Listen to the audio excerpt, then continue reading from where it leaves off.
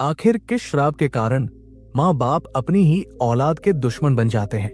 ये एक ऐसा सवाल है जो सुनने में ही बहुत कड़वा लगता है और दिल को कहीं न कहीं चोट पहुंचाता है। भारतीय संस्कृति और हमारे समाज में माता पिता का दर्जा भगवान से भी ऊपर माना गया है। हम बचपन से यही सुनते आए हैं कि माँ के पैरों में जन्नत होती है और पिता उस बरगद के पेड़ की तरह होता है जो खुद धूप में जलकर अपनी संतान को छांव देता है। लेकिन जब यही छांव देने वाला पेड़ अपनी ही डालियों को काटने पर उतारू हो जाए तो क्या कहा जाए?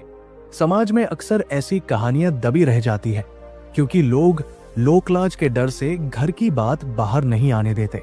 मगर सच तो यह है कि कई बार जिन माँ बाप ने अपनी औलाद को उंगली पकड़कर चलना सिखाया वही उस औलाद के सबसे बड़े विरोधी बन जाते हैं। आखिर वो कौन सा कारण है, वो कौन सी अदृश्य शक्ति या श्राप है जो खून के रिश्तों में इतना जहर घोल देता है? ये समझना बहुत जरूरी है क्योंकि जब माँ बाप अपनी संतान के दुश्मन बनते हैं तो सिर्फ एक घर नहीं टूटता बल्कि पीढ़ियां बिखर जाती हैं। इस स्थिति का असर बहुत गहरा और भयावह होता है। जब एक संतान को बाहरी दुनिया से लड़ना होता है तो उसे अपने माता पिता के सहयोग और आशीर्वाद की जरूरत होती है।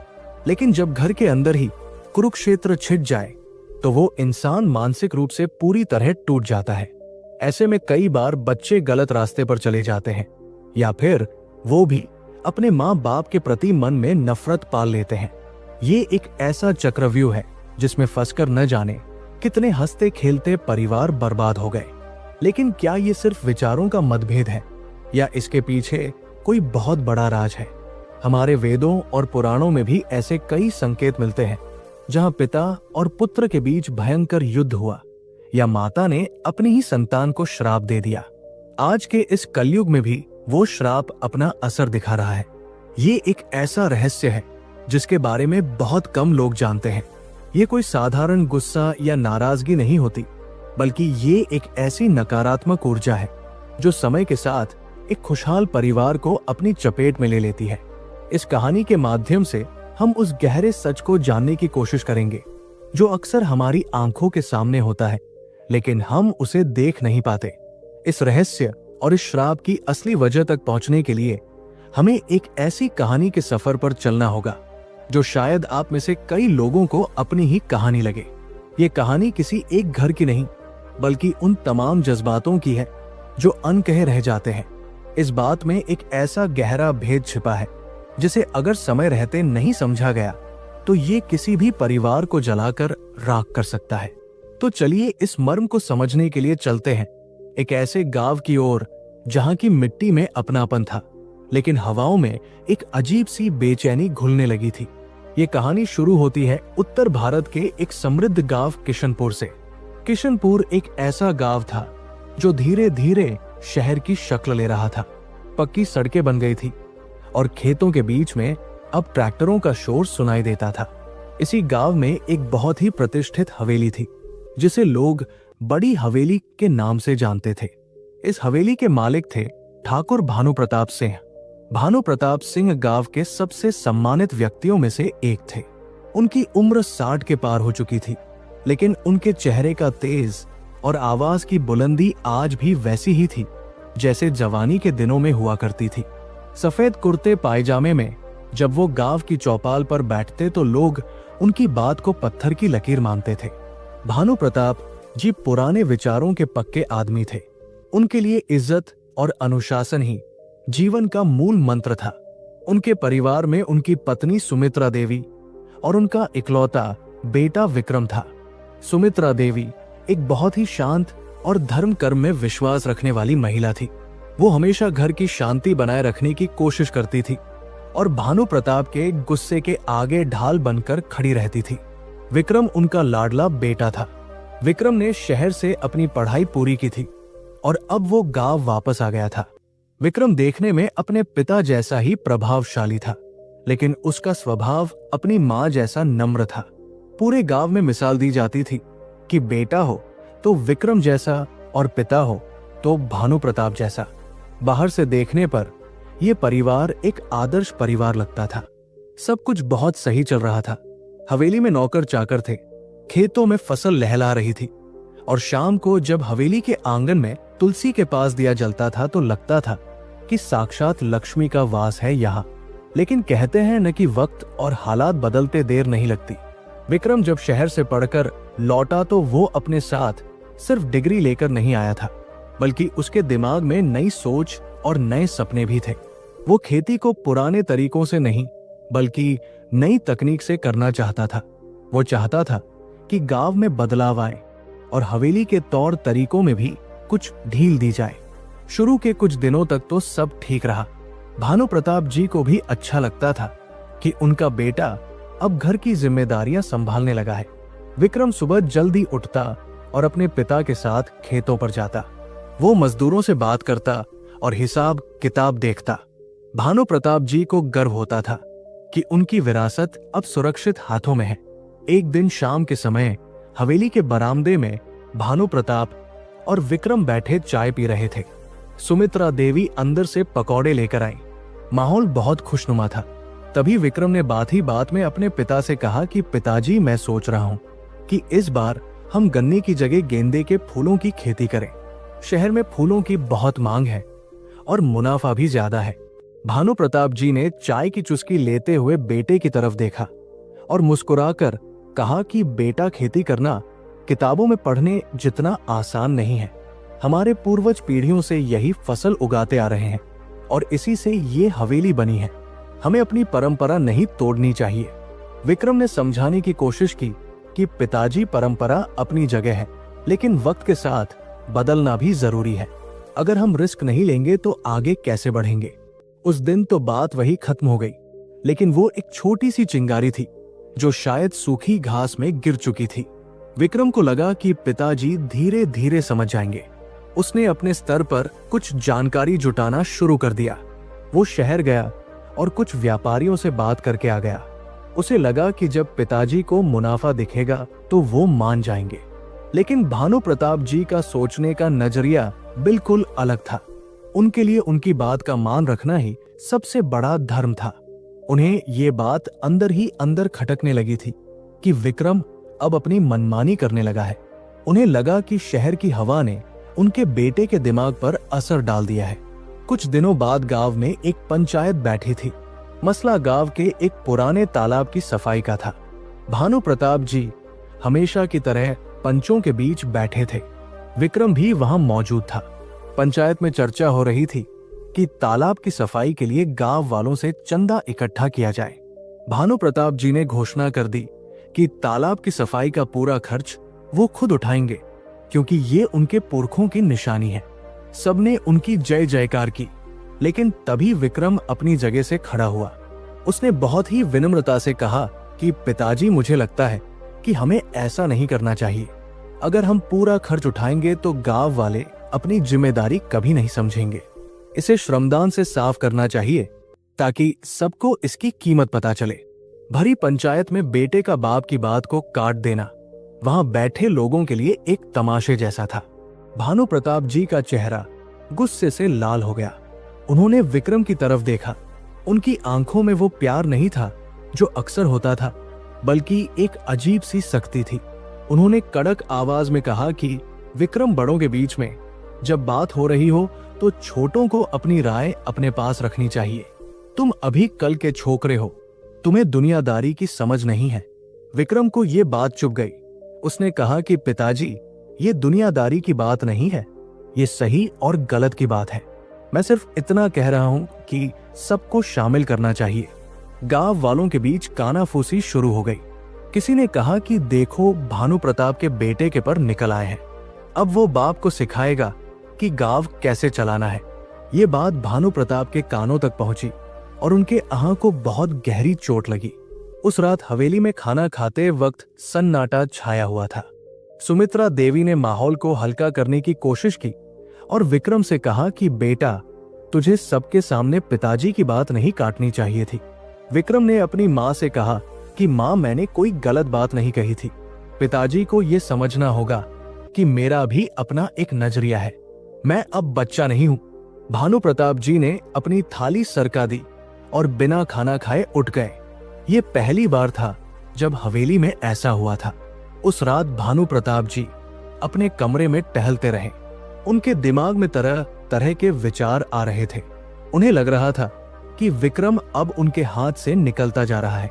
उन्हें अपनी सत्ता और अपने सम्मान पर खतरा मंडराता हुआ दिखाई देने लगा। यहीं से वो बीज पड़ा जो आगे चलकर एक विशाल विशैला वृक्ष बनने वाला था। ये सिर्फ विचारों का टकराव नहीं था, ये 2 पीढ़ियों के बीच की वो खाई थी जिसे पाटना मुश्किल होता जा रहा था। अगले कुछ हफ्तों में हवेली का माहौल पूरी तरह बदल गया। अब बाप और बेटे के बीच सीधी बात बहुत कम होती थी। अगर कोई बात करनी भी होती तो वो सुमित्रा देवी के जरिए होती थी। विक्रम ने अपने फूलों की खेती के प्रोजेक्ट पर काम करना बंद नहीं किया था। उसने गांव के किनारे वाली अपनी एक छोटी जमीन पर, जो थोड़ी बंजर थी, वहां प्रयोग के तौर पर फूलों की बुवाई करवा दी। उसने इसके लिए पिताजी से पैसे नहीं मांगे, बल्कि अपनी सेविंग्स का इस्तेमाल किया। उसे पूरा भरोसा था कि जब फसल अच्छी होगी तो पिताजी खुश होंगे। लेकिन जब भानु प्रताप को यह पता चला कि विक्रम ने उनकी मर्जी के बिना ये कदम उठाया है, तो उन्हें लगा कि ये सीधी बगावत है। उन्हें लगा कि विक्रम उन्हें चुनौती दे रहा है। गांव के कुछ लोगों ने भी आग में घी डालने का काम किया। वे भानु प्रताप के पास आते और कहते कि ठाकुर साहब, आजकल विक्रम बाबू तो शहर के व्यापारियों के साथ बहुत उठ बैठ रहे हैं। लगता है अब वो खुद को गांव का मालिक समझने लगे हैं। भानु प्रताप जी चुपचाप सुनते रहते, लेकिन उनके अंदर का गुस्सा उबलता रहता। एक दिन दोपहर के समय विक्रम खेतों से लौटा। वो बहुत खुश था क्योंकि उसके लगाए पौधे अच्छे से उग रहे थे। वो अपनी माँ के पास रसोई में गया और बोला कि माँ, देखना इस बार दिवाली पर हमारे खेतों के फूलों से ही पूजा होगी। सुमित्रा देवी खुश तो हुई, लेकिन उनके चेहरे पर चिंता की लकीरें थी। उन्होंने विक्रम से कहा कि बेटा, तेरे पिताजी बहुत नाराज हैं। वो कह रहे थे कि तूने उनकी नाक कटवा दी है। लोग बातें बना रहे हैं कि ठाकुर का बेटा अब माली का काम करेगा। विक्रम ने हैरान होकर कहा कि माँ, इसमें नाक कटने वाली क्या बात है? कोई काम छोटा या बड़ा नहीं होता। और फिर ये तो हमारी अपनी जमीन है। तभी वहां भानु प्रताप जी आ गए। उनकी आवाज में एक अजीब सी ठंडक थी। उन्होंने विक्रम से कहा कि मैंने सुना है कि तुमने उस बंजर जमीन पर फूल लगाए हैं। विक्रम ने डरते हुए लेकिन दृढ़ता से कहा कि जी पिताजी। भानु प्रताप ने कहा कि कल सुबह वहां ट्रैक्टर चलवा देना। मुझे वहां कोई फूल नहीं चाहिए, वो जमीन खाली रहेगी। विक्रम सन्न रह गया। उसने कहा कि लेकिन पिताजी, पौधे अब बड़े हो रहे हैं, उनमें कलियां आने वाली है, मैं उन्हें कैसे नष्ट कर सकता हूं? भानु प्रताप ने मेज पर जोर से मुक्का मारा और चिल्लाए कि ये मेरा हुक्म है। इस हवेली में वही होगा जो मैं चाहूंगा। अगर तुम्हें अपनी मनमानी करनी है तो इस घर से बाहर जाकर करो। विक्रम की आंखों में आंसू आ गए। उसने कभी नहीं सोचा था कि उसके पिता सिर्फ अपनी जिद के लिए उसकी मेहनत पर ट्रैक्टर चलाने को कह देंगे। उसने बहुत ही दबी आवाज में कहा कि पिताजी, आप मेरे दुश्मन क्यों बन रहे हैं? मैं तो बस परिवार की भलाई के लिए कुछ नया करना चाहता था। भानु प्रताप ने उसकी आंखों में आंखें डालकर कहा कि भलाई इसमें है कि तुम अपनी हद में रहो। बाप बाप होता है और बेटा बेटा, अपनी औकात मत भूलना। उस दिन विक्रम को एहसास हुआ कि ये सिर्फ गुस्से की बात नहीं है। उसके पिता उसे एक प्रतिद्वंद्वी के रूप में देख रहे थे। जैसे जैसे विक्रम की समझ और उसका प्रभाव बढ़ रहा था, भानु प्रताप को अपनी अहमियत कम होती महसूस हो रही थी। ये एक मनोवैज्ञानिक द्वंद्व था जो अक्सर परिवारों में देखने को मिलता है। माता पिता अपनी संतान को सफल तो देखना चाहते हैं, लेकिन कई बार वे ये बर्दाश्त नहीं कर पाते कि संतान उनसे ज्यादा समझदार हो जाए या उनके बनाए दायरों को तोड़ दे। सुमित्रा देवी दोनों के बीच पिस रही थी। एक तरफ उनका सुहाग था और दूसरी तरफ उनकी कोख का जाया। वो समझ नहीं पा रही थी कि किसे सही कहें और किसे गलत। रात को विक्रम अपने कमरे में लेटा छत को घूर रहा था। उसे बचपन की बातें याद आ रही थी। कैसे पिताजी उसे कंधे पर बिठाकर मेला घुमाने ले जाते थे, कैसे उसकी जरा सी चोट पर वो पूरा घर सिर पर उठा लेते थे। फिर आज ऐसा क्या हो गया? क्या उसका बड़ा होना, उसका अपने पैरों पर खड़ा होना पिताजी के लिए इतना बड़ा अपराध हो गया? अगली सुबह विक्रम जल्दी उठ गया। उसने फैसला किया कि वो अपने पौधों को नहीं उजड़ने देगा। वो खेत पर पहुंच गया थोड़ी देर बाद वहां भानु प्रताप का भेजा हुआ ट्रैक्टर ड्राइवर आ गया। ड्राइवर ने विक्रम को देखकर ट्रैक्टर रोक दिया। उसने कहा कि छोटे मालिक, बड़े मालिक का हुक्म है कि इस खेत को जोत दिया जाए। विक्रम ट्रैक्टर के सामने खड़ा हो गया और बोला कि जब तक मैं जिंदा हूं इन पौधों पर कोई ट्रैक्टर नहीं चलेगा। तुम वापस जाओ और पिताजी से कह देना कि विक्रम वहां खड़ा है। ड्राइवर पशोपेश में पड़ गया। वो वापस हवेली गया और उसने भानु प्रताप को सारी बात बताई। भानु प्रताप का गुस्सा 7वें आसमान पर पहुंच गया। वो अपनी लाठी उठाकर खुद खेत की तरफ चल पड़े। गांव वाले भी तमाशा देखने के लिए जमा होने लगे। ये खबर आग की तरह फैल गई कि बाप और बेटे में जंग छिड़ गई है। सुमित्रा देवी भी दौड़ती हुई खेत की तरफ गई। जब भानु प्रताप खेत पर पहुंचे तो उन्होंने देखा कि विक्रम उन पौधों के बीच खड़ा है, जैसे कोई सिपाही अपनी सरहद की रक्षा कर रहा हो। भानु प्रताप ने गरजते हुए कहा कि हट जा वहां से विक्रम, वरना आज मैं भूल जाऊंगा कि तू मेरा बेटा है। विक्रम ने हाथ जोड़कर कहा कि पिताजी, आप मुझे मार लीजिए, लेकिन इन बेजुबान पौधों को मत मारिए। ये मेरी मेहनत है, मेरा सपना है। भानु प्रताप को विक्रम की ये विनती सुनाई नहीं दी। उन्हें सिर्फ अपनी अवहेलना दिखाई दी। उन्होंने लाठी उठाई और आगे बढ़े। सुमित्रा देवी बीच में आ गई और भानु प्रताप के पैरों में गिर पड़ी। उन्होंने रोते हुए कहा कि ये आप क्या कर रहे हैं? अपनी ही खून के प्यासे क्यों हो रहे हैं? लोग हंसेंगे हम पर। भानु प्रताप ने एक पल के लिए अपनी पत्नी को देखा और फिर विक्रम को। उनके हाथ कांप रहे थे। उन्होंने लाठी नीचे कर ली, लेकिन उनकी आंखों का गुस्सा कम नहीं हुआ था। उन्होंने दांत पीसते हुए कहा कि ठीक है, रख ले अपनी ये जमीन और अपने ये पौधे, लेकिन आज के बाद तू मुझसे किसी मदद की उम्मीद मत रखना। और याद रखना, जिस दिन तू इसमें फेल होगा उस दिन मैं तुझे इस गांव में मुंह दिखाने लायक नहीं छोड़ूंगा। इतना कहकर भानु प्रताप वहां से चले गए। विक्रम ने अपने पौधों को तो बचा लिया था, लेकिन उसने अपने पिता को खो दिया था। उस दिन के बाद से हवेली 2 हिस्सों में बंट गई। एक ही छत के नीचे 2 चूल्हे जलने लगे। भानु प्रताप ने विक्रम से बात करना पूरी तरह बंद कर दिया। विक्रम अब अपने हिस्से की खेती अलग करता और भानु प्रताप अलग। गांव वालों के लिए ये एक बहुत बड़ी खबर थी। जो परिवार कल तक एकता की मिसाल था, आज वो बिखर चुका था। लेकिन ये तो बस शुरुआत थी। असली इम्तिहान तो अभी बाकी था। विक्रम ने अपनी फूलों की खेती में दिन रात एक कर दिया। फसल बहुत अच्छी हुई और दिवाली पर उसकी कमाई भी अच्छी हुई। उसने सोचा कि अब पिताजी का गुस्सा कम हो जाएगा। वो अपनी पहली कमाई के पैसे लेकर पिताजी के पास गया। वो उनके चरणों में पैसे रखकर माफी मांगना चाहता था। वो भानु प्रताप के कमरे में गया। भानु प्रताप वहां अपनी बही खाता देख रहे थे।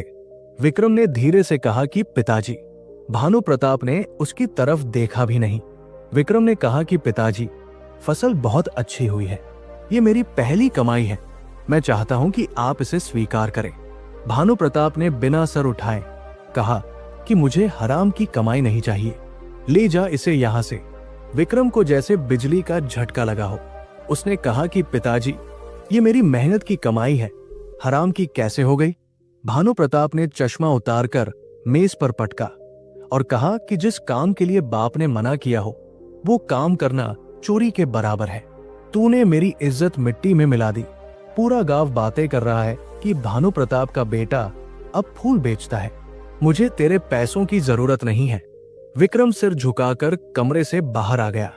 उसे समझ आ गया था कि ये लड़ाई पैसों की नहीं, बल्कि उस सोच की है जिसे बदलना नामुमकिन है।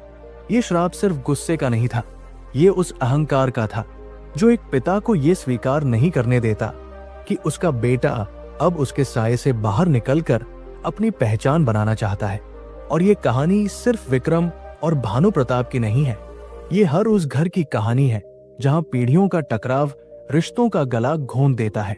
लेकिन आने वाला वक्त विक्रम के लिए और भी कठिन होने वाला था, क्योंकि अब सिर्फ पिता की नाराजगी नहीं, बल्कि और भी कई मुसीबतें उसका इंतजार कर रही थी।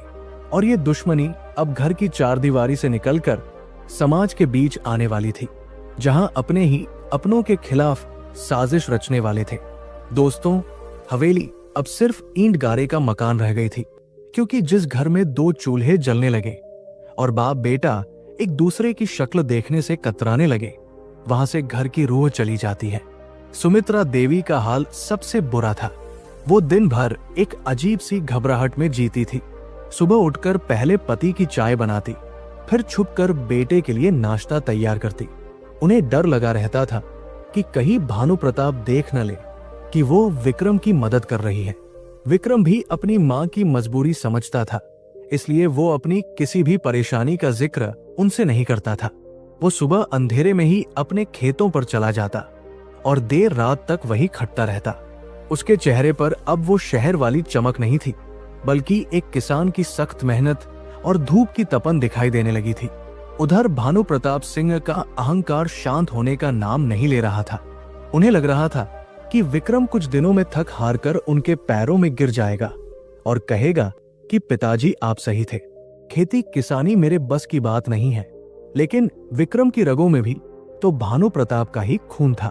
वो झुकने को तैयार नहीं था। उसकी फूलों की खेती ने आसपास के गांवों में भी चर्चा बटोरनी शुरू कर दी थी।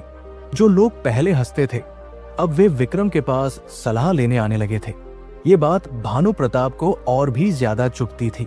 उन्हें लगता था कि गांव वाले उनका मजाक उड़ा रहे हैं कि देखो बाप बैठा है और लोग बेटे से सलाह ले रहे हैं।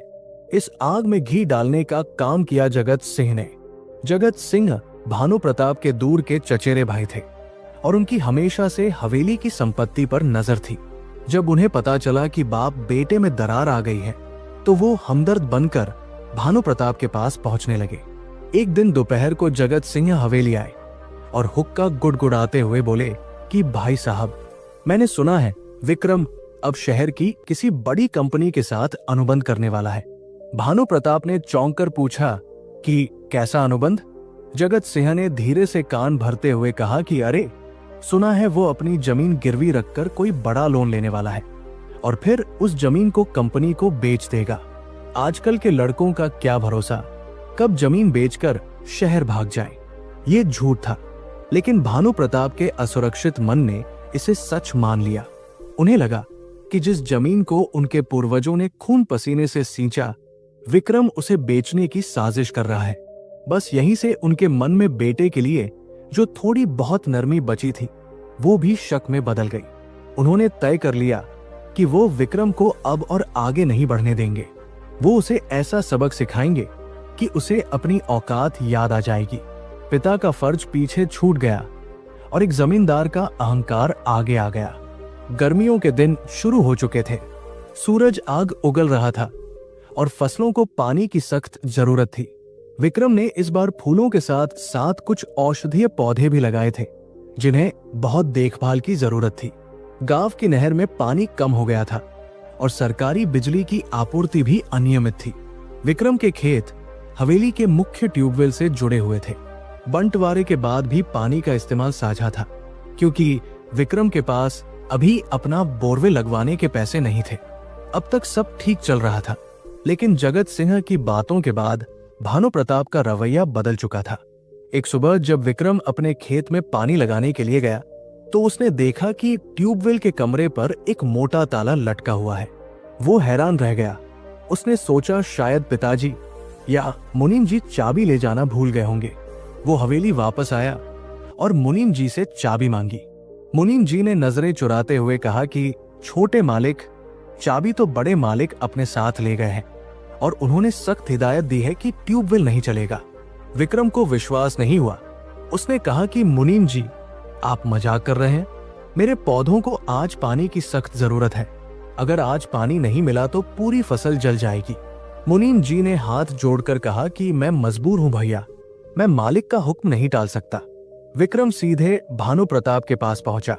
भानु प्रताप चौपाल पर बैठे जगत सिंह के साथ बातें कर रहे थे। विक्रम ने वहां पहुंचकर अपनी उत्तेजना को दबाते हुए कहा कि पिताजी, ट्यूबवेल पर ताला लगा है, मुझे खेत में पानी देना है, चाबी चाहिए। भानु प्रताप ने ऐसे व्यवहार किया जैसे उन्होंने कुछ सुना ही न हो। जगत सिंह ने कुटिल मुस्कान के साथ कहा कि अरे विक्रम बेटा, अब तो तुम बड़े किसान बन गए हो, अपना ट्यूबवेल क्यों नहीं लगवा लेते? विक्रम ने जगत सिंह को अनदेखा किया और फिर से कहा कि पिताजी, फसल खराब हो रही है, ये आपसी झगड़े का समय नहीं है। भानु प्रताप ने विक्रम की ओर देखा और बहुत ही ठंडे स्वर में कहा कि वो ट्यूबवेल मेरी निजी संपत्ति है, उसका पानी मेरे खेतों के लिए है। अगर तुम्हें पानी चाहिए तो अपना इंतजाम खुद करो। विक्रम सन्न रह गया। उसने कहा कि लेकिन पिताजी, वो जमीन भी तो इसी खानदान की है, पौधे तो वही हैं जिन्हें हम सबने मिलकर लगाया है। आप इतना निर्दयी कैसे हो सकते हैं? भानु प्रताप ने कहा कि जब मुनाफा अलग है, रसोई अलग है, तो पानी भी अलग होगा। जाओ, जाकर बादलों से कहो कि बरसे, या फिर खोद लो अपना कुआं। मुझे तंग मत करो। विक्रम का धैर्य अब जवाब दे रहा था। उसने कहा कि आप सिर्फ अपनी जिद के कारण मेरा नुकसान कर रहे हैं। ये दुश्मनी नहीं तो और क्या है? भानु प्रताप खड़े हो गए और बोले कि हाँ, समझ ले कि मैं तेरा दुश्मन हूं। अब देखूं कैसे होती है तेरी खेती। विक्रम वहां से उल्टे पांव लौट आया। उसका दिल जोर जोर से धड़क रहा था। धूप तेज हो रही थी और खेत में खड़े नाजुक पौधे मुरझाने लगे थे। विक्रम के पास रोने का वक्त नहीं था। उसने तुरंत गांव के कुछ मजदूरों को इकट्ठा किया। उसने तय किया कि वो पास के तालाब से बाल्टियों और ड्रमों में पानी लाकर खेत सींचेगा। ये काम बहुत कठिन था। तालाब खेत से काफी दूर था और धूप जानलेवा थी, लेकिन विक्रम के पास कोई और रास्ता नहीं था। दोपहर की चिलचिलाती धूप में जब भानु प्रताप अपने ठंडे कमरे में आराम कर रहे थे, उनका बेटा नंगे बदन कंधे पर पानी के ड्रम लादकर खेत की तरफ दौड़ रहा था। विक्रम के पैरों में छाले पड़ गए थे, कंधे छिल गए थे, लेकिन वो रुका नहीं। सुमित्रा देवी हवेली की छत से ये सब देख रही थी। उनका कलेजा मुंह को आ रहा था। उन्होंने भानु प्रताप के कमरे का दरवाजा खटखटाया और रोते हुए कहा कि आप इतने पत्थर दिल कैसे हो सकते हैं? वो आपका ही खून है। बाहर धूप में जल रहा है और आप यहाँ आराम कर रहे हैं। उसे पानी दे दीजिए, मैं आपके हाथ जोड़ती हूँ। भानु प्रताप ने आंखें नहीं खोली। उन्होंने लेटे लेटे ही कहा कि उसे जलने दो। सोना आग में तपकर ही कुंदन बनता है।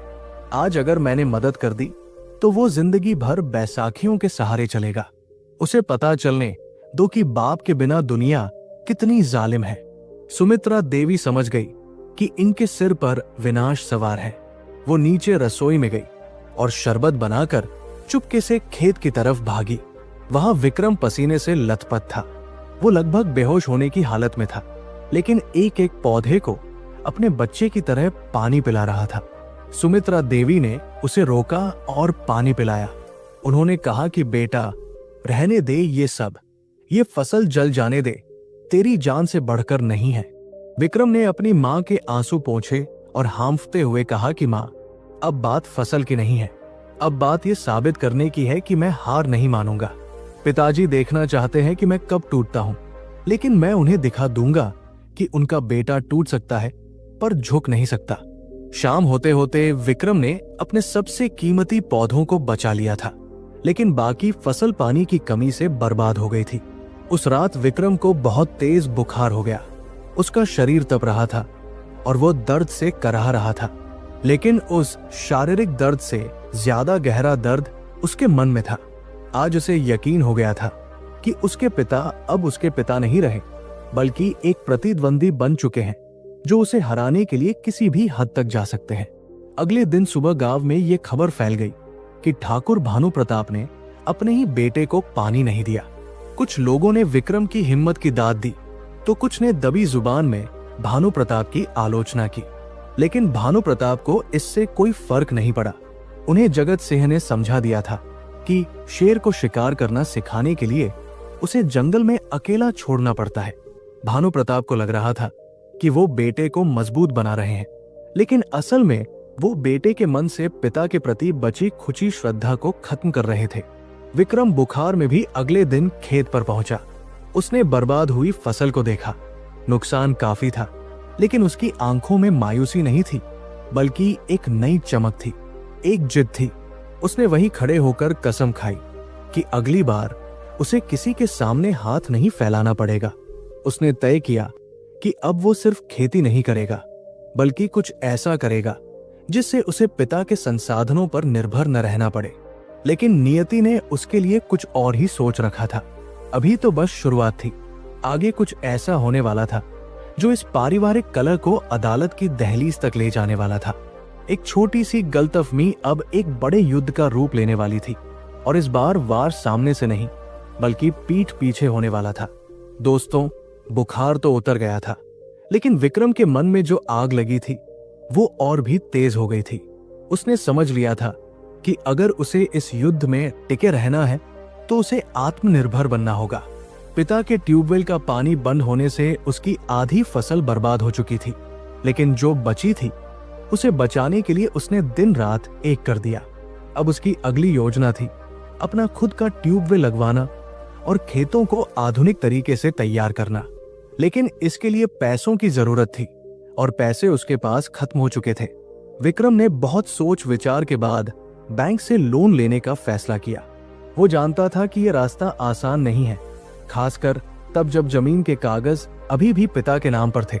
हालांकि बंटवारे के समय मौखिक रूप से वो हिस्सा उसे दे दिया गया था। विक्रम शहर गया और बैंक मैनेजर से मिला। मैनेजर विक्रम की शिक्षा और उसके प्रोजेक्ट से काफी प्रभावित हुए। उन्होंने कहा कि विक्रम बाबू, प्रोजेक्ट तो बहुत शानदार है, लेकिन इसके लिए हमें कुछ गारंटी चाहिए होगी। अगर आप जमीन के कागज गिरवी नहीं रख सकते तो कुछ और इंतजाम करना होगा। विक्रम निराश होकर घर लौटा। हवेली के अपने हिस्से में बैठा वो इसी उधेड़-बुन में था कि पैसों का इंतजाम कैसे हो। सुमित्रा देवी, जो पिछले कई दिनों से बेटे को परेशान देख रही थी, दबे पांव उसके कमरे में आई। उन्होंने अपने पल्लू की गांठ खोली और उसमें से सोने के 2 भारी कंगन निकालकर विक्रम के हाथ पर रख दिए। विक्रम चौंक गया। उसने कहा कि माँ, ये आप क्या कर रही है? ये तो नानी जी की निशानी है, मैं इसे नहीं ले सकता। सुमित्रा देवी की आंखों में ममता के आंसू थे। उन्होंने विक्रम के सिर पर हाथ फेरते हुए कहा कि बेटा, गहने इंसान की शोभा बढ़ाने के लिए होते हैं, लेकिन अगर इंसान की इज्जत और हिम्मत ही टूट जाए तो इन गहनों का क्या मोल? तेरे पिताजी अभी गुस्से में अंधे हो चुके हैं, उन्हें कुछ दिखाई नहीं दे रहा। तू ये कंगन ले जा और अपना काम शुरू कर। जब तेरी कमाई होगी तो मुझे वापस बनवा देना। विक्रम ने बहुत मना किया, लेकिन मां की जिद के आगे उसे झुकना पड़ा। वो नहीं जानता था कि मां का ये प्यार ही उसके लिए एक नई मुसीबत बनने वाला है। अगले दिन विक्रम चुपचाप शहर गया और उसने वो कंगन एक सुनार के पास गिरवी रखकर पैसे उठा लिए। उसे लगा कि अब वो अपना ट्यूबवेल लगवा सकेगा और किसी के आगे हाथ नहीं फैलाना पड़ेगा। लेकिन कहते हैं न कि दीवारों के भी कान होते हैं। जगत सिंह, जो आजकल भानु प्रताप के साई की तरह उनके साथ चिपका रहता था, उसका एक आदमी शहर में ही था। उसने देख लिया कि विक्रम सुनार की दुकान से पैसे लेकर निकला है। यह खबर आग की तरह जगत सिंह तक पहुंची और जगत सिंह ने इसमें नमक मिर्च लगाकर भानु प्रताप के सामने परोस दिया। शाम को जब भानु प्रताप हवेली के आंगन में बैठे थे, जगत सिंह आया और बहुत ही अफसोसनाक चेहरा बनाते हुए बोला कि भाई साहब, आज जो सुना उस पर तो कानों को यकीन ही नहीं हुआ। मुझे तो कहते हुए भी शर्म आ रही है। भानु प्रताप ने माथे पर बल डालते हुए पूछा कि क्या हुआ जगत? पहेलियां मत बुझाओ, साफ साफ बताओ। जगत सिंह ने धीरे से कहा कि आज विक्रम शहर गया था। वहां उसने भाभी जी के खानदानी कंगन बेच दिए। सुना है वो उन पैसों से जुआ या सट्टा खेलने की सोच रहा है। आजकल के लड़कों को जल्दी अमीर बनने का शौक जो लगा है। भानु प्रताप के पैरों तले जमीन खिसक गई। सुमित्रा के कंगन सिर्फ गहने नहीं थे, वो भानु प्रताप की इज्जत थे। उन्हें लगा कि विक्रम ने उनकी नाक कटा दी है। घर का सोना बेचना, वो भी बाप के जिंदा रहते, इसे समाज में दिवालियापन की निशानी माना जाता था। भानु प्रताप का गुस्सा 7वें आसमान पर पहुंच गया। वो सीधे सुमित्रा देवी के पास गए और कड़क कर पूछा कि तुम्हारे कंगन कहाँ हैं? सुमित्रा देवी घबरा गई। वो झूठ नहीं बोल पाई और चुप रही। उनकी चुप्पी ने जगत सिंह की झूठी कहानी पर सच की मोहर लगा दी। भानु प्रताप ने मान लिया कि विक्रम गलत रास्ते पर है। उन्हें लगा कि एक पिता होने के नाते अब उन्हें कठोर कदम उठाना ही होगा। उन्होंने उसी वक्त तय कर लिया कि वो विक्रम को बर्बाद होने से बचाएंगे, भले ही इसके लिए उन्हें विक्रम का दुश्मन क्यों न बनना पड़े। उनकी सोच ये थी कि अगर विक्रम के पास साधन ही नहीं रहेंगे तो वो उड़ेगा कैसे? आखिर में थक हार कर घर वापस ही आएगा। ये एक पिता का अजीबोगरीब प्रेम था जो विनाश का रूप ले चुका था। अगले 2 दिनों में विक्रम ने बोरवेल की मशीन मंगवा ली। मशीन खेत पर पहुंची और खुदाई का काम शुरू होने ही वाला था। विक्रम बहुत उत्साहित था। उसे लग रहा था कि आज उसकी आजादी का दिन है। गांव के कुछ लोग भी वहां जमा थे। तभी वहां पुलिस की जीप और पटवारी, लेखपाल आ पहुंचे। उनके साथ जगत सिंह भी था, जिसके चेहरे पर एक विजय मुस्कान थी। विक्रम ने पुलिस को देखकर पूछा कि क्या बात है इंस्पेक्टर साहब? इंस्पेक्टर ने कहा कि ये काम तुरंत रुकवा दीजिए। हमें शिकायत मिली है कि ये जमीन विवादित है और इस पर कोई भी निर्माण कार्य या खुदाई नहीं हो सकती। विक्रम सन्न रह गया। उसने कहा कि लेकिन ये जमीन मेरे हिस्से की है, हमारे बीच बंटवारा हो चुका है। पटवारी ने फाइल खोलकर दिखाई और कहा कि कागजों में अभी भी ये जमीन ठाकुर भानु प्रताप सिंह के नाम है और उन्होंने लिखित शिकायत दी है कि उनकी जमीन पर उनकी मर्जी के बिना अवैध कब्जा करके खुदाई की जा रही है। विक्रम को अपनी आंखों पर विश्वास नहीं हुआ। उसके अपने पिता ने उस पर अवैध कब्जा करने का आरोप लगाया था। वो भागा भागा हवेली पहुंचा। वहां भानु प्रताप अपनी आराम कुर्सी पर बैठे थे। विक्रम ने चीखते हुए कहा कि पिताजी, ये आप क्या कर रहे हैं? पुलिस मेरे खेत पर खड़ी है। आपने मेरी जमीन को विवादित बता दिया। मैं वहां सिर्फ पानी के लिए बोरवेल लगवा रहा था। भानु प्रताप ने बिना किसी भाव के कहा कि वो जमीन मेरी है। जब तक मैं जिंदा हूं, उसका 1 इंच भी मेरी मर्जी के बिना नहीं हिलेगा। और रही बात बोरवेल की, तो मैंने सुना है कि तुम घर के जेवर बेचकर ये सब कर रहे हो। मैं अपनी आंखों के सामने अपनी पुश्तैनी जायदाद को बर्बाद होते नहीं देख सकता। विक्रम ने रोते हुए कहा कि पिताजी, मैंने जेवर बेचे नहीं, गिरवी रखे हैं, और वह भी इसलिए क्योंकि आपने मेरे सारे रास्ते बंद कर दिए थे। मैं मेहनत करना चाहता हूं, मैं भीख नहीं मांग रहा। भानु प्रताप खड़े हो गए और बोले कि ये मेहनत नहीं, ये बगावत है, और बगावत को कुचलना मुझे आता है। आज पुलिस आई है, कल अगर तुमने दोबारा ऐसी हरकत की तो जेल जाने की नौबत भी आ सकती है। ये मेरी आखिरी चेतावनी है। विक्रम, अपनी हद में रहो और जो हुक्म मिले उसका पालन करो। उस दिन विक्रम को लगा कि उसका दम घुट जाएगा। जिस पिता को वो भगवान मानता था, आज वही पिता पुलिस और कानून का सहारा लेकर उसे जलील कर रहा था। गांव भर में थू थू हो रही थी कि बेटे ने बाप की जमीन हड़पने की कोशिश की और बाप ने बेटे पर पुलिस केस कर दिया। विक्रम की सारी जमा पूंजी उस मशीन को मंगवाने और वापस भेजने में खर्च हो गई। मां के कंगन भी गिरवी रखे रह गए और हाथ कुछ नहीं आया। विक्रम उस रात घर नहीं गया। वो अपने उसी अधूरे खुदे हुए खेत में बैठा रहा। आसमान में तारे चमक रहे थे, लेकिन उसकी जिंदगी में अंधेरा छा गया था। उसे जगत सिंह की चाल समझ आ रही थी, लेकिन वो लाचार था। कानून और समाज दोनों ताकतवर के साथ थे। भानु प्रताप गांव के रसूखदार आदमी थे, उनकी बात को कोई नहीं काट सकता था। विक्रम समझ गया कि ये लड़ाई अब सीधी नहीं रह गई है। ये धर्म युद्ध नहीं, बल्कि कूटनीति का खेल बन गया है। उस रात विक्रम के अंदर का वो मासूम और आज्ञाकारी बेटा हमेशा के लिए मर गया। उसकी जगह एक ऐसे पत्थर ने ले ली जिसे अब चोट लगने का डर नहीं था। उसने अपनी मुट्ठी में खेत की मिट्टी भींची और कसम खाई कि पिताजी, आपको अपनी ताकत और दौलत पर बहुत घमंड है ना। अब मैं आपको दिखाऊंगा कि जब औलाद जिद पर अट जाए तो वो क्या कर सकती है। आपने कानून का सहारा लिया, अब मैं भी कानून के रास्ते ही चलूंगा। लेकिन विक्रम नहीं जानता था कि वो जिस रास्ते पर जाने की सोच रहा है वो बहुत कांटों भरा है। दूसरी तरफ भानु प्रताप को लग रहा था कि उन्होंने बेटे को डरा दिया है और अब वो लाइन पर आ जाएगा। लेकिन उन्हें अंदाजा नहीं था कि उन्होंने एक घायल शेर को चुनौती दे दी है। घर की ये लड़ाई अब अदालत की चौखट तक पहुंचने वाली थी। और सबसे दुखद बात यह थी कि इस लड़ाई में जो सबसे ज्यादा घायल होने वाला था वो कोई और नहीं बल्कि वो ममता थी, जो रोज तुलसी के सामने दिया जलाकर घर की सुख शांति की दुआ मांगती थी। अगली सुबह जब विक्रम हवेली लौटा तो उसने किसी से बात नहीं की। वो सीधा अपने कमरे में गया और अपना सामान बांधने लगा। सुमित्रा देवी घबरा कर आई और पूछा कि बेटा कहाँ जा रहा है? विक्रम ने बहुत शांत आवाज में कहा कि माँ, इस घर में अब मेरे लिए कोई जगह नहीं है। जहां बाप बेटे को चोर और कब्जा करने वाला समझे, वहां रहना मेरे स्वाभिमान के खिलाफ है। मैं शहर जा रहा हूं, वकालत की पढ़ाई करने नहीं, बल्कि अपने हक की लड़ाई लड़ने के लिए वकील ढूंढने। सुमित्रा देवी दरवाजे पर खड़ी रोती रही। भानु प्रताप अपने कमरे में कठोर बने बैठे रहे और विक्रम अपना बैग उठाकर उस हवेली से निकल गया जहां उसने अपना बचपन बिताया था। उसने पीछे मुड़कर एक बार भी नहीं देखा। गांव की धूल उड़ाते हुए जब वो बस में बैठा तो उसकी आंखों में आंसू नहीं, बल्कि एक अजीब सी शून्यता थी।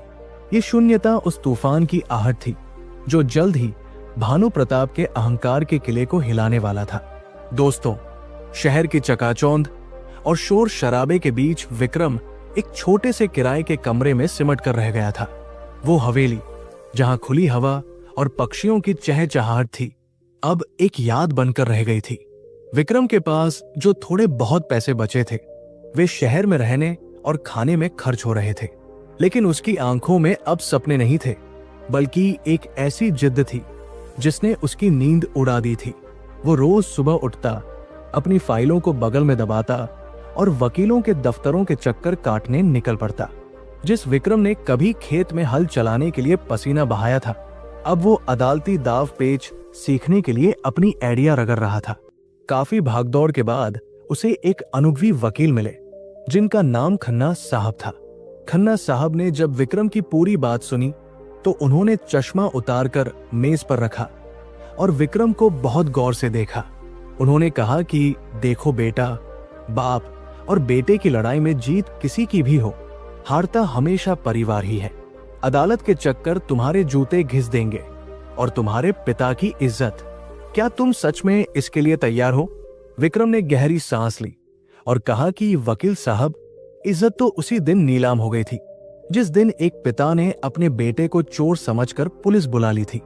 अब बात रिश्तों की नहीं, अस्तित्व की है। अगर मैं आज नहीं लड़ा तो जिंदगी भर खुद को नजरें नहीं मिला पाऊंगा। खन्ना साहब ने विक्रम के दृढ़ निश्चय को देखा और केस फाइल करने के लिए हामी भर दी। उधर किशनपुर गांव में भानु प्रताप सिन्हा को लग रहा था कि विक्रम शहर जाकर धक्के खाएगा और कुछ ही दिनों में नाक रगड़ता हुआ वापस आएगा। हवेली में अभी भी उसी शान और शौकत का दिखावा चल रहा था, लेकिन अंदर ही अंदर एक अजीब सा सन्नाटा पसर गया था। सुमित्रा देवी अब पहले की तरह घर के कामों में उत्साह नहीं दिखाती थी। वो ज्यादातर समय पूजा घर में बैठी रहती और भगवान की मूर्ति को निहारती रहती, जैसे उनसे पूछ रही हो कि आखिर उनकी तपस्या में कहां कमी रह गई। एक दोपहर जब भानु प्रताप अपनी आराम कुर्सी पर बैठे अखबार पढ़ रहे थे, तभी डाकिया आया। उसने एक खाकी लिफाफा भानु प्रताप के हाथ में थमाया। ये रजिस्टर्ड डाक थी। भानु प्रताप ने जैसे ही लिफाफा खोला और उसके अंदर के कागज पढ़े, उनके चेहरे का रंग उड़ गया, उनके हाथ कांपने लगे। ये कोर्ट का नोटिस था। विक्रम ने अपने हिस्से की जमीन और जायदाद के बंटवारे के लिए अदालत में मुकदमा दायर कर दिया था। भानु प्रताप को अपनी आंखों पर यकीन नहीं हुआ। उनकी अपनी औलाद, जिसे उन्होंने उंगली पकड़कर चलना सिखाया था, आज उन्हें अदालत में घसीट रही थी। गुस्से और अपमान की एक लहर उनके पूरे बदन में दौड़ गई। उन्होंने जोर से आवाज लगाई, जगत सिन्हा, जो आसपास ही मंडरा रहा था, तुरंत दौड़ा आया। भानु प्रताप ने वो कागज जगत सिन्हा के मुंह पर फेंकते हुए कहा कि देख देख अपने भतीजे की करतूत, उसने मुझ पर मुकदमा कर दिया है। जगत सिन्हा ने कागज उठाया और मन ही मन खुश हुआ, लेकिन चेहरे पर दुख का भाव लाते हुए बोला कि भाई साहब, मैंने तो पहले ही कहा था कि ये लड़का अब हाथ से निकल चुका है। ये शहर की हवा नहीं, ये कलयुग का असर है। अब वो आपको कोर्ट कचहरी में नचाएगा। पूरे इलाके में हमारी क्या इज्जत रह जाएगी। ये खबर जंगल की आग की तरह पूरे गांव में फैल गई। गांव की चौपालों पर, चाय की दुकानों पर, हर जगह बस एक ही चर्चा थी, ठाकुर भानु प्रताप के बेटे ने बाप पर केस कर दिया। कुछ बुजुर्ग कह रहे थे कि घोर कलयुग आ गया है, तो कुछ दबी जुबान में कह रहे थे कि जब बाप बेटे का दुश्मन बन जाए तो बेटा क्या करे। भानु प्रताप के लिए ये सामाजिक अपमान किसी मृत्युदंड से कम नहीं था।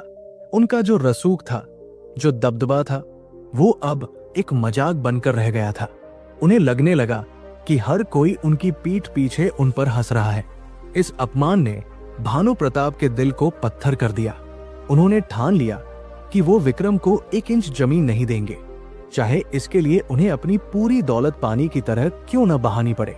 उन्होंने शहर के सबसे महंगे वकीलों को करने का फैसला किया।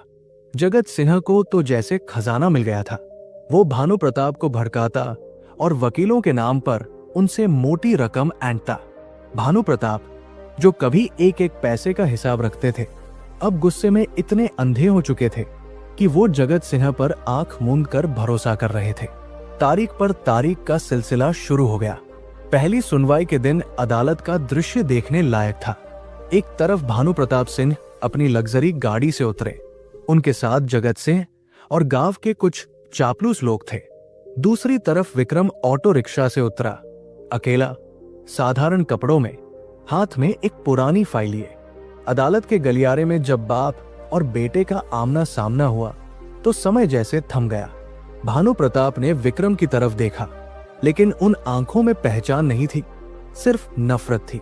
विक्रम ने पिता के पैर छूने के लिए झुकना चाहा, लेकिन भानु प्रताप ने मुंह फेर लिया और आगे बढ़ गए। वो एक पल था जब विक्रम के अंदर बची खुची उम्मीद भी दम तोड़ गई। उसे एहसास हो गया कि अब ये लड़ाई सिर्फ कागजों की नहीं, बल्कि जज्बातों के कत्ल की है। जज साहब ने दोनों पक्षों को सुना और सुझाव दिया कि यह पारिवारिक मामला है, इसे आपसी सहमति से सुलझा लिया जाए तो बेहतर होगा। उन्होंने दोनों को मीडिएशन सेंटर सुलह केंद्र में भेज दिया। वहां एक बंद कमरे में भानु प्रताप और विक्रम एक मेज के आमने सामने बैठे। बीच में मध्यस्थ मीडिएटर बैठे थे। मध्यस्थ ने भानु प्रताप से कहा कि ठाकुर साहब, लड़का आपका ही है, थोड़ी जमीन दे दीजिए, बात खत्म हो जाएगी। बुढ़ापे में कोर्ट कचहरी क्यों करनी। भानु प्रताप ने मेज पर हाथ रखकर कहा कि बात जमीन की है ही नहीं साहब, बात उसूलों की है। इस लड़के ने मेरी पगड़ी उछाली है। अगर ये आज मेरे पैरों में गिरकर माफी मांगे और गांव के सामने अपनी गलती स्वीकार करे तो मैं सोच सकता हूं, वरना इसे कह दीजिए कि मेरे मरने के बाद ही इसे कुछ मिलेगा। विक्रम ने बहुत ही संयम से जवाब दिया कि पिताजी, मैंने कोई पाप नहीं किया है जो माफी मांगू। मैंने सिर्फ अपना हक मांगा है ताकि मैं इज्जत की रोटी खा सकूं। मैं आपकी पगड़ी नहीं उछालना चाहता, लेकिन आपने मुझे मजबूर कर दिया। सुलह की कोशिश नाकाम रही। दोनों अपने अपने रास्ते चले गए। इसके बाद शुरू हुआ एक लंबा और थका देने वाला संघर्ष। भानु प्रताप का पूरा ध्यान अब खेती बाड़ी से हटकर मुकदमे पर लग गया था। वो दिन रात वकीलों के साथ बैठे रहते, नई नई दलीलें तैयार करते। इसका असर उनकी खेती पर पड़ने लगा। मुनीम जी और नौकरों ने जब देखा कि मालिक का ध्यान नहीं है तो उन्होंने भी कामचोरी शुरू कर दी। खेतों में खाद पानी समय पर नहीं डला, पैदावार घटने लगी। जगत सिंह धीरे धीरे हवेली का पैसा अपनी जेब में भरने लगा। वो कभी गवाहों को खरीदने के नाम पर तो कभी वकीलों की फीस के नाम पर भानु प्रताप से पैसे लेता रहा। भानु प्रताप को ये सब दिखाई नहीं दे रहा था, क्योंकि उनकी आंखों पर प्रतिशोध का चश्मा चढ़ा हुआ था। दूसरी तरफ विक्रम के लिए भी राह आसान नहीं थी। अदालती खर्चों ने उसकी कमर तोड़ दी थी। उसे अपना पेट पालने और केस लड़ने के लिए काम करना जरूरी था। उसने शहर की एक बड़ी नर्सरी में सुपरवाइजर की नौकरी कर ली। दिन भर वो वहां पौधों की देखभाल करता और शाम को वकीलों के दफ्तर में धक्के खाता। विडंबना देखिए, जिस बेटे के हाथ में अपनी जमीन को सोना बनाने का हुनर था, वो अब दूसरों के बगीचे संवार रहा था। लेकिन विक्रम ने हार नहीं मानी। उसने अपनी छोटी सी नौकरी में भी पूरी ईमानदारी दिखाई। नर्सरी के मालिक उसके काम से बहुत खुश थे और उन्होंने उसे कुछ छोटे कॉन्ट्रैक्ट भी देने शुरू कर दिए। विक्रम धीरे धीरे आर्थिक रूप से संभलने लगा, लेकिन उसका मन हमेशा अपने गांव, अपनी मिट्टी में ही लगा रहता था। इस सब के बीच हवेली के अंदर सुमित्रा देवी धीरे धीरे घुलती जा रही थी। पति और बेटे के बीच की इस जंग ने उन्हें अंदर से खोखला कर दिया था। वो न तो भानु प्रताप को समझा पाती थी और न ही विक्रम से मिल पाती थी। भानु प्रताप ने सख्त मना कर दिया था कि विक्रम का नाम इस घर में नहीं लिया जाएगा। सुमित्रा देवी का ब्लड प्रेशर रहने लगा और वो अक्सर बीमार रहने लगी। डॉक्टर आते, दवा देते, लेकिन उनकी असली बीमारी का इलाज किसी दवा में नहीं था। उनकी बीमारी थी एक मां का टूटा हुआ दिल। एक रात सुमित्रा देवी की तबीयत बहुत खराब हो गई। उन्हें सांस लेने में तकलीफ हो रही थी। भानु प्रताप घबरा गए। उन्होंने तुरंत शहर के डॉक्टर को फोन किया और गाड़ी निकलवाई। अस्पताल ले जाते वक्त सुमित्रा देवी बेहोशी की हालत में भी सिर्फ विक्रम बुदबुदा रही थी। भानु प्रताप के कानों में जब ये नाम पड़ा तो उन्हें एक पल के लिए अपनी गलती का एहसास हुआ, लेकिन अगले ही पल उनका अहंकार फिर आड़े आ गया। उन्हें लगा कि ये सब विक्रम की वजह से ही हो रहा है। अगर वो बगावत न करता तो आज घर में सुख शांति होती। अस्पताल में डॉक्टर ने बताया कि सुमित्रा देवी को हल्का हार्ट अटैक आया है और उन्हें बहुत ज्यादा तनाव न देने की सलाह दी। भानु प्रताप आईसीयू के बाहर बैठे थे अकेले। जगत सिन्हा भी वहां आ गया, लेकिन आज भानु प्रताप को उसकी बातें अच्छी नहीं लग रही थी। उनका मन अशांत था। तभी उन्होंने देखा कि अस्पताल के कॉरिडोर के दूसरे कोने पर विक्रम खड़ा है। शायद किसी ने उसे खबर दे दी थी। विक्रम अंदर आना चाहता था, अपनी मां को देखना चाहता था, लेकिन भानु प्रताप वहां पहरेदार बनकर बैठे थे। विक्रम ने दूर से ही डॉक्टर से बात की और मां का हाल जाना। वो जानता था कि अगर वो सामने गया तो पिताजी हंगामा कर सकते हैं और इससे मां की तबीयत और बिगड़ सकती है। इसलिए एक बेटा अपनी बीमार मां की एक झलक पाने के लिए अस्पताल की खिड़की के बाहर छुपकर खड़ा रहा। उसने देखा कि उसकी मां ऑक्सीजन मास्क लगाए लेटी है। उसकी आंखों से आंसू बह निकले। वो खुद को कोसने लगा कि क्यों उसने ये लड़ाई शुरू की। क्या जमीन का टुकड़ा मां की जान से बढ़कर है? लेकिन फिर उसे भानु प्रताप के शब्द याद आए, मरने के बाद ही कुछ मिलेगा। विक्रम समझ गया कि पीछे हटने का रास्ता अब बंद हो चुका है। अगर वो आज पीछे हटा तो उसका वजूद खत्म हो जाएगा और पिताजी का अहंकार और बढ़ जाएगा, जो अंततः पूरे परिवार को ले डूबेगा। उसे ये लड़ाई जीतनी ही होगी, न सिर्फ अपने लिए बल्कि उस सच्चाई के लिए जो इस श्राप को तोड़ सके। महीने साल में बदल गए। मुकदमा कछुए की गति से चल रहा था। भानु प्रताप की आर्थिक स्थिति अब डाम वाडोल होने लगी थी। जगत सिंह ने धीरे धीरे हवेली के गहने, पुरानी जमीनें बिकवा दी थी। भानु प्रताप को पता ही नहीं चला कि कब वो कर्ज के जाल में फंसते चले गए। बैंक के नोटिस अब हवेली पर आने लगे थे। जिस हवेली की शान देखने लोग दूर दूर से आते थे, अब उसकी दीवारों का पेंट उखड़ने लगा था। नौकर चाकर तनख्वाह न मिलने के कारण काम छोड़कर जा चुके थे। अब हवेली में सिर्फ भानु प्रताप, बीमार सुमित्रा और उनका खोखला अभिमान बचा था। वहीं दूसरी ओर विक्रम ने अपनी मेहनत से शहर में अपनी एक अलग पहचान बना ली थी। उसने फूलों का एक छोटा सा एक्सपोर्ट बिजनेस शुरू कर दिया था। उसने शहर के बाहर एक छोटी जमीन लीज पर ली और वहां वही खेती की जो वो गांव में करना चाहता था। वो सफल हो रहा था, लेकिन वो खुश नहीं था। उसकी सफलता अधूरी थी क्योंकि उसके पास उसे बांटने के लिए अपना परिवार नहीं था। एक दिन कोर्ट में एक अहम सुनवाई थी। गवाही का दिन था। जगत सिंह ने गवाही देने के लिए गांव के कुछ लोगों को तैयार किया था जो झूठ बोलने वाले थे कि विक्रम ने भानु प्रताप के साथ मारपीट की थी और वो एक आवारा लड़का है। भानु प्रताप को लगा कि आज उनका पलड़ा भारी रहेगा, लेकिन अदालत में कुछ ऐसा हुआ जिसकी उम्मीद किसी ने नहीं की थी। जब जगत सिन्हा का खरीदा हुआ गवाह कटघरे में आया तो विक्रम के वकील खन्ना साहब ने उससे कुछ ऐसे सवाल पूछे कि वो हकलाने लगा।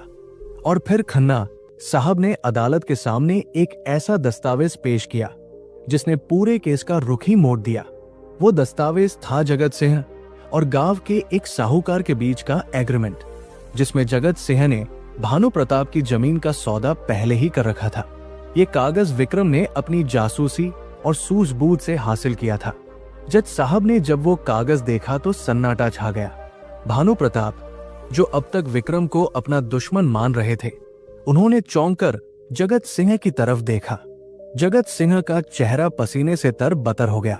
उस दिन अदालत में फैसला तो नहीं आया, लेकिन एक पर्दा जरूर उठ गया। भानु प्रताप को पहली बार लगा कि जिस बैसाखी के सहारे वो चल रहे थे, वो असल में उन्हें खाई की तरफ धकेल रही थी। लेकिन क्या अब बहुत देर हो चुकी थी? क्या रिश्तों की डोर इतनी कमजोर हो चुकी थी कि उसे दोबारा नहीं जोड़ा जा सकता था? भानु प्रताप अदालत से बाहर निकले तो उनके पैर लड़खड़ा रहे थे। विक्रम ने उन्हें गिरते हुए देखा। उसका हाथ आगे बढ़ा उन्हें थामने के लिए, लेकिन फिर वो रुक गया। उनके बीच खड़ी अदृश्य दीवार अभी भी बहुत ऊंची थी। हवेली लौटते वक्त गाड़ी में सन्नाटा था, लेकिन ये शांति तूफान से पहले की नहीं, बल्कि बर्बादी के बाद की वीरानी जैसी थी। हवेली के आंगन में कदम रखते ही भानु प्रताप ने जगत सिन्हा को आवाज लगाई। जगत सिंह, जो अब तक उनके साथ साए की तरह चलता था, अब उसके चेहरे का भाव बदल चुका था। उसकी आंखों में वो लिहाज और डर खत्म हो गया था जो एक आश्रित में होता है। भानु प्रताप ने कांपती हुई आवाज में पूछा कि जगत, कोर्ट में वो वकील किस एग्रीमेंट की बात कर रहा था? क्या तूने सच में मेरी जमीन का सौदा कर दिया? जगत सिंह ने एक बेफिक्र हंसी हंसी और हवेली के खंभे से टिककर बोला कि भाई साहब, सौदा तो कब का हो चुका। आपने ही तो उन कागजों पर अंगूठा लगाया था जब आप विक्रम को सबक सिखाने के नशे में चूर थे। वकीलों की फीस, गवाहों का खर्च और मेरी भागदौड़, सबका हिसाब उसी जमीन से तो चुकता होगा। भानु प्रताप को लगा जैसे किसी ने उनके सीने में खंजर घोंप दिया हो। वो जिस भाई पर आंख मूंद कर भरोसा कर रहे थे, वो आस्तीन का सांप निकला। उन्होंने गरजते हुए कहा कि निकल जा मेरी हवेली से, गद्दार। जगत सिंह ने अपनी जेब से बीड़ी का बंडल निकाला, एक बीड़ी सुलगाई और धुएं का छल्ला बनाते हुए बोला कि हवेली से मुझे नहीं, अब आपको निकलना पड़ेगा ठाकुर साहब। बैंक का कर्ज और ब्याज इतना बढ़ गया है कि अगले हफ्ते ये हवेली नीलाम होने वाली है। कागज देख लीजिए, नोटिस कल सुबह चिपक जाएगा। जगत सिंह वहां से सीटी बजाते हुए चला गया और भानु प्रताप वही आंगन में तुलसी के चौबारे के पास धम से बैठ गए। वो तुलसी जिसे सुमित्रा रोज जल चढ़ाती थी, आज सूखने के कगार पर थी। भानु प्रताप की आंखों के सामने अंधेरा छा गया। उनका अहंकार, उनका रसूख, उनका खानदान, सब कुछ ताश के पत्तों की तरह बिखर गया था। उन्हें वह पल याद आया जब उन्होंने विक्रम को घर से निकाला था। आज नियति ने उन्हें उसी मोड़ पर लाकर खड़ा कर दिया था। अगली सुबह वही हुआ जिसका डर था।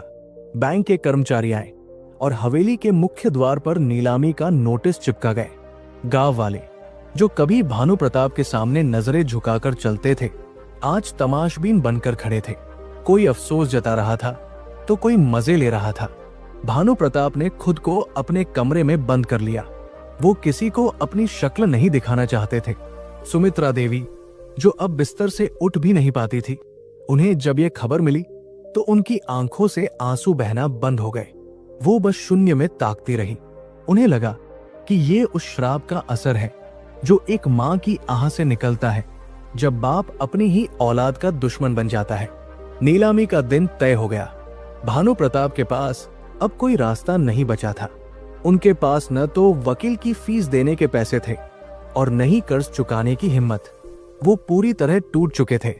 उन्हें बार बार विक्रम की याद आ रही थी। वो सोच रहे थे कि अगर आज विक्रम साथ होता तो शायद ये दिन न देखना पड़ता। लेकिन फिर उनका जमीर उन्हें धिक्कारता कि किस मुंह से बेटे को याद कर रहे हो, उसी बेटे को जिसे तुमने चोर कहा था, पुलिस से पकड़वाया था। शहर में विक्रम को जब यह खबर मिली तो वो भी बेचैन हो उठा। भले ही उसे घर से निकाल दिया गया था, भले ही उसके पिता ने उसे अपमानित किया था, लेकिन वो हवेली उसकी पहचान थी। वो उसके पूर्वजों की निशानी थी। उसके बचपन की यादें, उसकी मां की हंसी, सब कुछ उन दीवारों में बसा था। विक्रम पूरी रात सो नहीं पाया। वो अपने कमरे में टहलता रहा।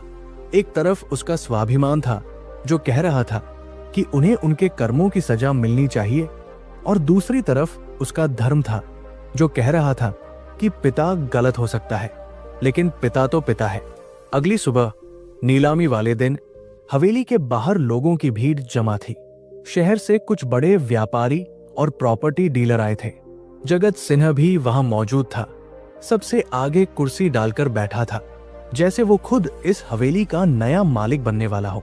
भानु प्रताप अंदर अंधेरे कमरे में बैठे थे, कानों में रुई ठूसकर, ताकि उन्हें अपनी बर्बादी का शोर न सुनाई दे। बैंक के अधिकारी ने नीलामी शुरू की। बोली लगनी शुरू हुई। 50 लाख, 55 लाख, 60 लाख। जगत सिंह ने अपने साथ लाए एक सेठ के जरिए बोली बढ़वाई।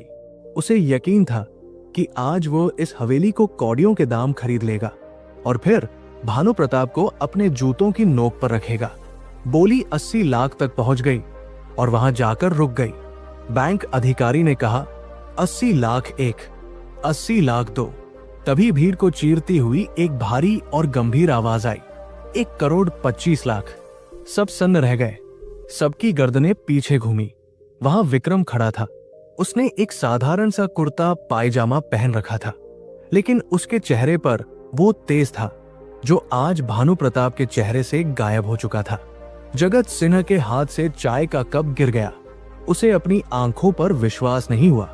गांव वाले फुसफुसाने लगे, अरे ये तो विक्रम बाबू है।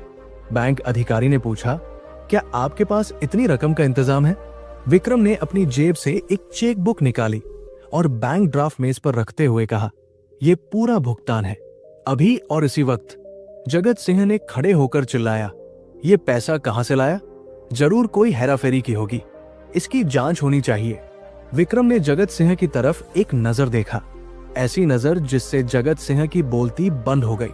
विक्रम ने शांत स्वर में कहा, ये मेरी मेहनत की कमाई है चाचा जी, आपकी तरह अपनों को ठक्कर कमाया हुआ धन नहीं है। और रही बात जांच की, तो वो अब आपकी होगी, उन पुराने कागजों की जो आपने पिताजी से धोखे से साइन करवाए थे। विक्रम ने नीलामी की प्रक्रिया पूरी की। बैंक के अधिकारियों ने रसीद विक्रम के हाथ में दी। हवेली अब बिकने से बच गई थी, या यूं कहें कि बेटे ने बाप की इज्जत को नीलाम होने से बचा लिया था। भीड़ छंटने लगी। जगत सिन्हा अपना मुंह छिपाकर वहां से खिसक गया। विक्रम रसीद हाथ में लिए हवेली की सीढ़ियां चढ़ा। उसके कदम भारी थे। उसे कोई खुशी नहीं थी, बस एक फर्ज पूरा करने का संतोष था। वो सीधा भानु प्रताप के कमरे की तरफ गया। दरवाजा खुला था। भानु प्रताप कुर्सी पर सिर झुकाए बैठे थे। उन्हें लगा कि कोई बैंक वाला आया है घर खाली करवाने। उन्होंने बिना सिर उठाए कहा, ले लो, सब ले लो, मुझे बस एक कोने में पड़े रहने दो, या फिर मुझे भी इस मलबे के साथ बाहर फेंक दो। विक्रम ने धीरे से कहा, पिताजी। वो आवाज भानु प्रताप के कानों में नहीं, सीधे उनकी आत्मा में उतरी। उन्होंने झटके से सिर उठाया। सामने विक्रम खड़ा था। भानु प्रताप की आंखों से आंसुओं का सैलाब फूट पड़ा। वो कुछ बोलना चाहते थे, लेकिन गला रुंध गया।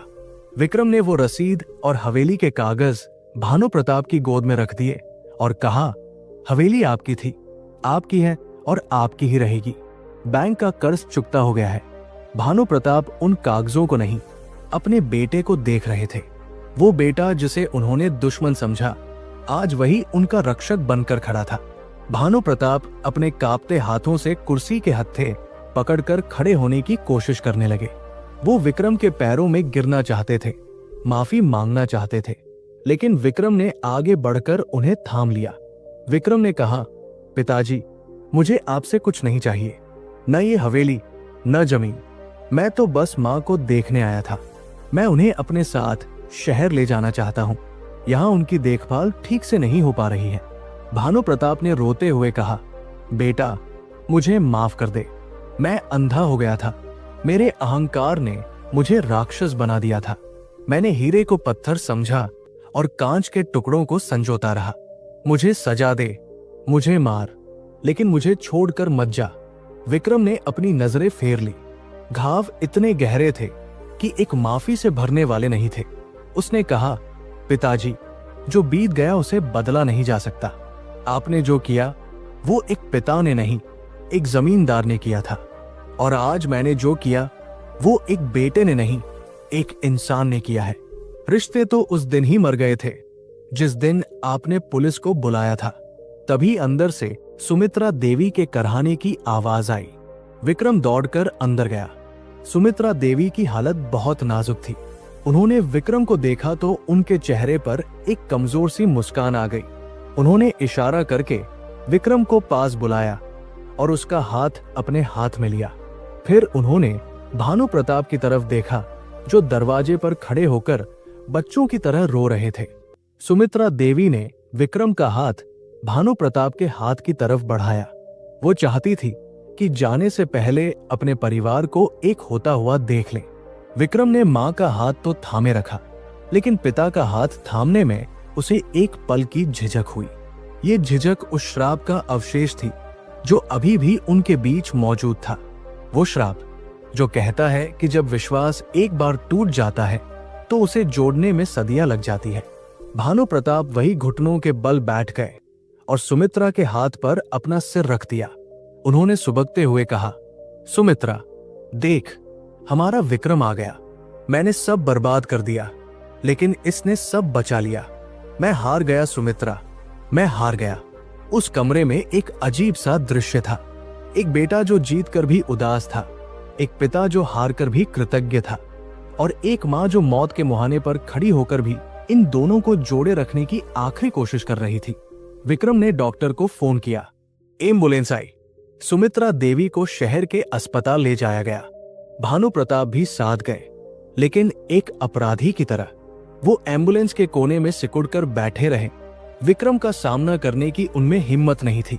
अस्पताल में जब सुमित्रा देवी को आईसीयू में ले जाया गया तो बाहर वेटिंग रूम में फिर वही सन्नाटा छा गया जो सालों पहले आया था। लेकिन इस बार फर्क ये था कि भानु प्रताप का अहंकार मर चुका था। उन्होंने विक्रम के पास जाकर बिना किसी शर्म के उसके हाथ अपने हाथों में लिए और कहा, विक्रम, मैं जानता हूं कि मैं माफी के लायक नहीं हूं, लेकिन मुझे एक बात बता दे, आखिर वो कौन सा श्राप था जिसने मेरी बुद्धि भ्रष्ट कर दी थी? मैंने क्यों अपनी ही औलाद को अपना दुश्मन मान लिया? मैं तो हमेशा तुम्हारा भला चाहता था, फिर ये जहर कहां से आया? विक्रम ने अपने पिता की बूढ़ी और झुर्रियों वाली आंखों में देखा। अब उसे वहां वो कठोर जमींदार नहीं, बल्कि एक लाचार पिता दिख रहा था। विक्रम ने गहरी सांस ली। वो जानता था कि अब समय आ गया है उस सच को बोलने का, उस मर्म को समझाने का, जिसे अगर पहले समझ लिया जाता तो ये महाभारत कभी न होती। उसने भानु प्रताप को पास बैठाया और कहा, पिताजी, ये श्राप किसी ऋषि मुनि का दिया हुआ नहीं है। ये श्राप हमारे समाज, हमारी परवरिश और हमारी उस सोच का है जिसे हम परंपरा कहते हैं। मैं आपको बताऊंगा कि असल में वो क्या चीज है जिसने हमें यहां पहुंचाया। विक्रम ने एक गहरी सांस ली और बहुत ही शांत स्वर में कहना शुरू किया, पिताजी, हमारे शास्त्रों में कहीं भी किसी ऋषि के दिए हुए श्राप का जिक्र नहीं है जो बाप बेटे को दुश्मन बनाता हो। ये श्राप हम खुद पैदा करते हैं और इस श्राप का नाम है स्वामित्व का अहंकार। भानु प्रताप ने हैरानी से विक्रम की ओर देखा। विक्रम ने आगे कहा, पिताजी, जब एक किसान बीज बोता है तो वो ये मान लेता है कि उस बीज से उगने वाला पेड़ और उसका फल सिर्फ उसका है। वो चाहता है कि पेड़ ठीक वैसा ही उगे जैसा वो चाहता है। अगर पेड़ की कोई डाली अपनी मर्जी से सूरज की तरफ मुड़ जाए तो किसान को लगता है कि पेड़ ने बगावत कर दी है। वो भूल जाता है कि बीज उसने जरूर बोया है, लेकिन उस बीज के अंदर जो प्राण है, जो जीवन है, वो उसका अपना है, उसका अपना स्वभाव है, अपनी नियति है। विक्रम की आवाज में एक अजीब सा दर्द था। उसने कहा, यही वो श्राप है। माता पिता अपनी औलाद को अपना विस्तार नहीं बल्कि अपनी जागीर समझने लगते हैं। आप मुझसे नाराज इसलिए नहीं थे कि मैं गलत काम कर रहा था। आप नाराज इसलिए थे क्योंकि मैं वो नहीं कर रहा था जो आप चाहते थे। आपको लगा कि मेरा अपना दिमाग होना, मेरा अपने पैरों पर खड़ा होना आपके अस्तित्व के लिए खतरा है। ये मैं ही वो श्राप है जो रिश्तों को खा जाता है। जब पिता को लगने लगता है कि मैं जानता हूं, तू नहीं, वहीं से महाभारत शुरू होती है। भानु प्रताप की आंखें झुक गई। उन्हें याद आया कि कैसे उन्होंने विक्रम के हर नए विचार को अपनी तौहीन समझा था। उन्होंने विक्रम की सफलता में अपनी खुशी नहीं बल्कि अपनी हार देखी थी। विक्रम ने अपनी बात जारी रखी, पिताजी, आप कहते थे न कि सोना आग में तपकर ही कुंदन बनता है। आप सही थे, लेकिन आप ये भूल गए कि सोने को तपाया जाता है, जलाया नहीं जाता। आपने मुझे तपाने के चक्कर में इतना जला दिया कि मैं पत्थर बन गया। आज मैं जीत गया हूं, हवेली बचा ली, इज्जत बचा ली, लेकिन देखिए हम कहां खड़े हैं। मां आईसीयू में है और हम यहां अजनबियों की तरह बैठे हैं। क्या ये जीत सच में जीत है? भानु प्रताप का पूरा शरीर कांपने लगा। उनकी आंखों से पश्चाताप के आंसू लगातार बह रहे थे। उन्होंने सिसकते हुए कहा, मैं समझ नहीं पाया विक्रम। मुझे लगा मैं तुझे मजबूत बना रहा हूं, लेकिन मैं तुझे अपने से दूर कर रहा था। क्या अब बहुत देर हो चुकी है? क्या मैं इसे सुधार नहीं सकता? विक्रम ने अपनी जेब से रुमाल निकालकर पिता के आंसू पोंछे और कहा, रिश्ते कांच की तरह होते हैं पिताजी। टूटने पर जोड़े जा सकते हैं, लेकिन दरारें हमेशा दिखती हैं। पर अगर उन दरारों को प्यार से भरा जाए तो शायद वे कम चुभे। देर तब होती है जब इंसान अपनी गलती न माने। आपने मान ली, यही बहुत है। तभी आईसीयू का दरवाजा खुला। डॉक्टर बाहर आए। भानु प्रताप और विक्रम दोनों एक झटके में खड़े हो गए। डॉक्टर के चेहरे पर हल्की मुस्कान थी। उन्होंने कहा, घबराने की बात नहीं है। सुमित्रा जी को होश आ गया है, खतरा टल गया है, लेकिन उन्हें बहुत आराम और खुशहाल माहौल की जरूरत है। कोई भी तनाव उनके लिए जानलेवा हो सकता है। भानु प्रताप ने आसमान की तरफ देखकर हाथ जोड़े। उन्हें लगा जैसे उन्हें दूसरी जिंदगी मिल गई हो। डॉक्टर ने उन्हें अंदर जाने की इजाजत दे दी। विक्रम और भानु प्रताप दबे पांव अंदर गए। सुमित्रा देवी ऑक्सीजन मास्क के पीछे से उन्हें देख रही थी। उनकी आंखें कमजोर थी, लेकिन उनमें एक चमक आ गई जब उन्होंने देखा कि विक्रम और भानु प्रताप साथ साथ खड़े हैं। भानु प्रताप बिस्तर के पास गए और बच्चों की तरह रो पड़े। उन्होंने सुमित्रा का हाथ पकड़कर कहा, मुझे माफ कर दो सुमित्रा, मैंने तुम्हें बहुत दुख दिया है, लेकिन अब मैं वादा करता हूं, जब तक जिंदा हूं तुम्हें और विक्रम को कभी शिकायत का मौका नहीं दूंगा। सुमित्रा देवी ने बहुत धीरे से इशारे से विक्रम को पास बुलाया और उसका हाथ भानु प्रताप के हाथ पर रख दिया। उस स्पर्श में हजारों शब्दों की ताकत थी। वो कह रही थी कि मेरा इलाज दवा नहीं, तुम दोनों का साथ है। उस पल, उस अस्पताल के कमरे में वो श्राप टूट गया, अहंकार हार गया और प्रेम जीत गया। कुछ दिनों बाद सुमित्रा देवी को डिस्चार्ज मिल गया। विक्रम अपनी नई गाड़ी लेकर आया था। जब वे तीनों हवेली वापस लौटे तो गांव का नजारा बदला हुआ था। हवेली, जो कुछ दिन पहले तक वीरान और भूथा लग रही थी, आज फिर से सजी हुई थी। विक्रम ने पहले ही नौकरों को भेजकर सफाई करवा दी थी। गांव वाले भीड़ लगाकर खड़े थे, लेकिन इस बार उनकी आंखों में मजाक नहीं बल्कि आदर था। जब भानु प्रताप गाड़ी से उतरे तो वो लाठी के सहारे नहीं बल्कि विक्रम के कंधे के सहारे चल रहे थे। ये सहारा मजबूरी का नहीं, विश्वास का था। जगत सिन्हा भी भीड़ में कहीं पीछे खड़ा था, मुंह छिपाए हुए। भानु प्रताप ने उसे देखा, लेकिन कुछ कहा नहीं। उन्होंने बस उसे नजरअंदाज कर दिया, क्योंकि अब उनकी जिंदगी में नकारात्मक लोगों के लिए कोई जगह नहीं थी। हवेली के दरवाजे पर पहुंचकर भानु प्रताप रुक गए। उन्होंने अपनी जेब से चाबियों का वो गुच्छा निकाला जो बरसों से उनकी कमर में लटकता था और जो उनकी सत्ता का प्रतीक था। उन्होंने वो गुच्छा विक्रम की तरफ बढ़ाया। विक्रम ने चौंक कर कहा, ये क्या कर रहे हैं पिताजी? इस घर के मालिक आप हैं। भानु प्रताप ने मुस्कुराते हुए कहा, नहीं बेटा, मालिक वो होता है जो घर को टूटने से बचाए। मैंने तो इसे नीलाम करने में कोई कसर नहीं छोड़ी थी। तूने इसे अपनी मेहनत और अपने स्वाभिमान से बचाया है। आज से ये हवेली और ये खेती तेरी जिम्मेदारी है। मैं अब बस तेरी माँ के साथ पूजा पाठ करूंगा और देखूंगा कि तू कैसे इस विरासत को आगे बढ़ाता है।